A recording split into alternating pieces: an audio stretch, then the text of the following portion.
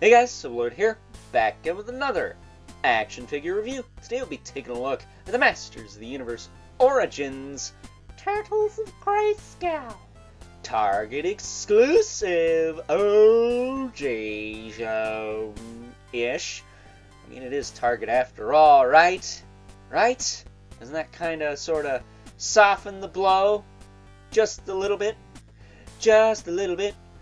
Either way, today we'll be taking a look at the mighty Sla'Ker. This, of course, brought to us by the fine folks over at Mattel. And what can I say about this guy other than he's a motherfucking potato? Seriously, this guy is a hunk of chunk of burning plastic right here. Some would say a big chungus. Possibly the biggest chungus. That said, we haven't looked at Krang just yet. So, stay tuned for all of that. Should be coming up tomorrow. But, yeah, man, I gotta tell you, out of all these Turtles of Greyskull figures, Sla'Ker here was probably the one I was most looking forward to, because Slash is one of my favorite TMNT characters and or villains. So I'm very happy to get him in this line.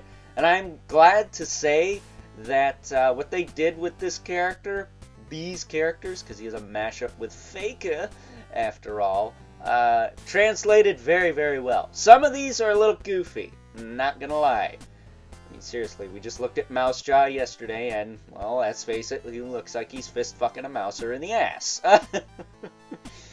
But this guy doesn't look like he's doing some kinky, weird shit, and for the most part, it's just a big, awesome looking, Slash figure. So, with all that being said, why don't we cut right to the chase and get into meat and taters of this review and take a look, see all Sla'Ker has to offer in terms of accessories, starting off with his, whatever the hell these are, glaives, or daggers, or just cut you to bits and pieces weapons. I don't know what these are, but I wouldn't want to get punched by them. That said, I'm curious if the blades are thin enough so you can fit them both in the back sheath. Probably not,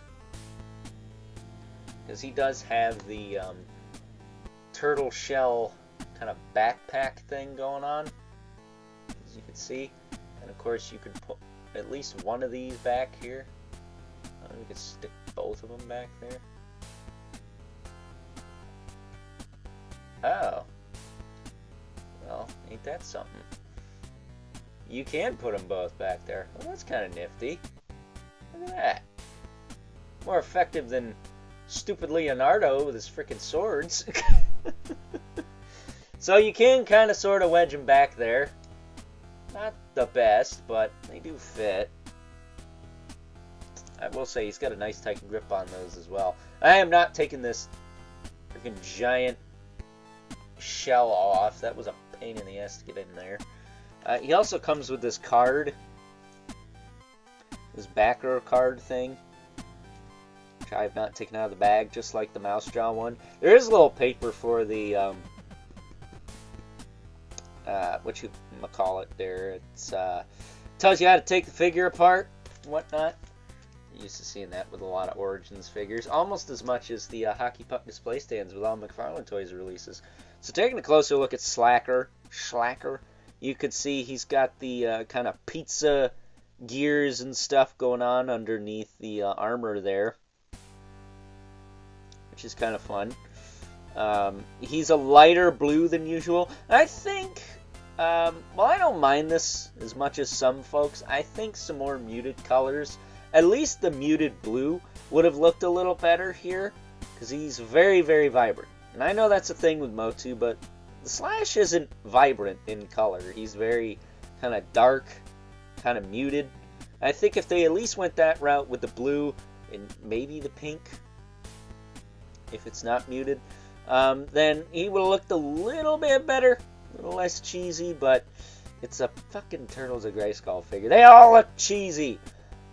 Excuse me. So, as far as articulation goes on this guy, he's got the double ball peg in the head. Actually gets good range out of that. Which is pretty cool.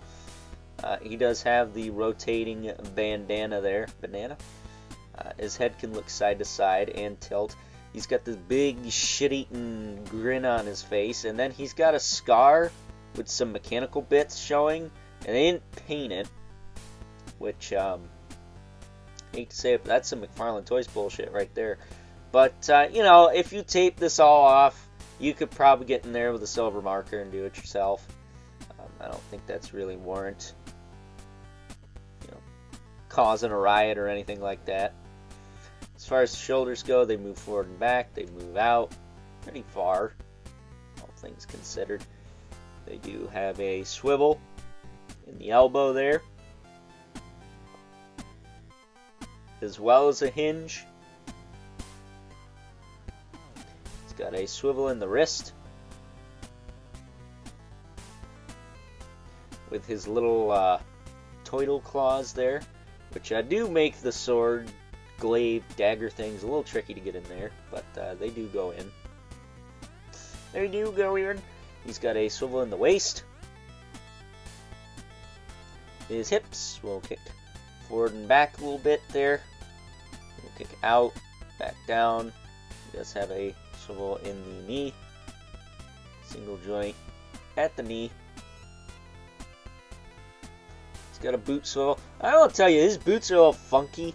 I don't know what it is, but they don't fit the best.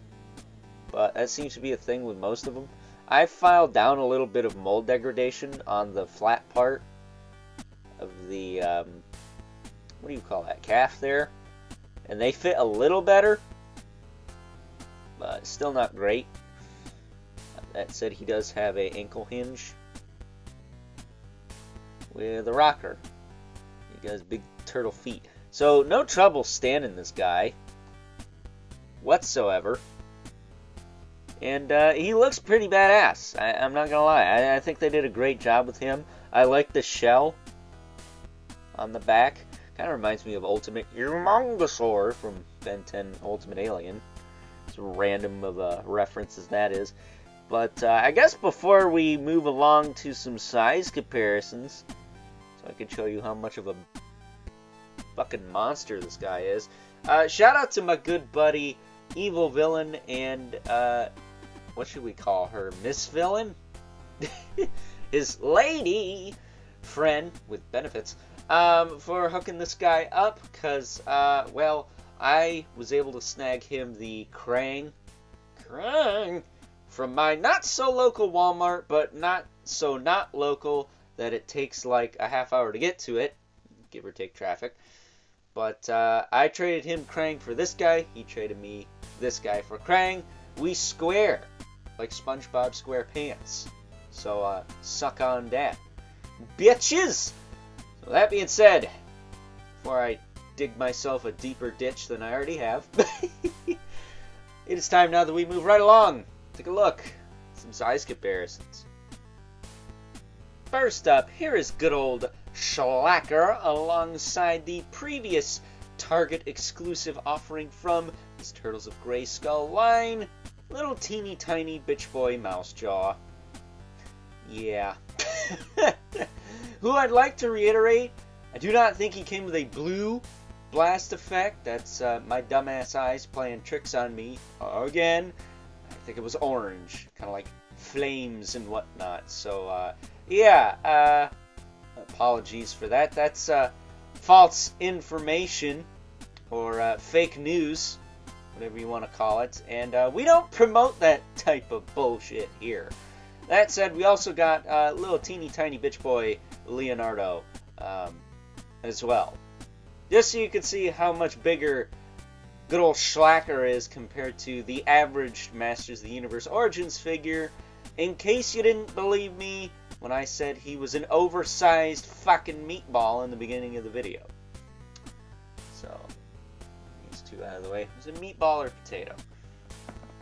Potato, potato, tomato, tomato, who gives a fuck? The two regulars, the Mythic Legion's Brother Mandibulas.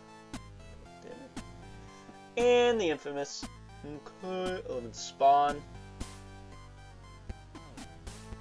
Who towers over everyone, but to Sla'Ker's credit, he's at least not a 5.5 inch figure, so he stacks up a little bit better than the average Origins figure normally would. Taller than the average Origins, boo-boo. So with that being said, it is time now that we move right along and wrap things up with some final thoughts. Overall, and aside from the lack of silver paint around his left eye and maybe, just maybe, some more muted colors, I have to say that good old Sla'Ker here is probably the best offering from the Turtles of Greyskull line thus far. For what you're paying for, you're getting a hunk chunk burning plastic that comes with two really cool and consistent weapons. Looking at you, Raphael. And on top of the fact that it is Slash, one of my favorite Ninja Turtles bad guys and or characters, period, it makes sense with the crossover into Masters of the Universe with Faker. Slash is kind of a, I don't know if he's a clone or just a anti-turtle kind of sorta, but you know, he's kind of the Faker of the Ninja Turtles universe, whereas Faker is, you know, kind of an anti-He-Man before we got anti-Eternia He-Man, of course. So the fact that they mixed the two of them together in a blender and this unholy monstrosity is what we got, it makes perfect sense, if you ask me. And on top of the fact that it makes perfect sense, it translated quite well into this Turtles of Greyskull crossover series. So with that being said, I hope you guys enjoyed this review. Until next time, I'll catch you guys later.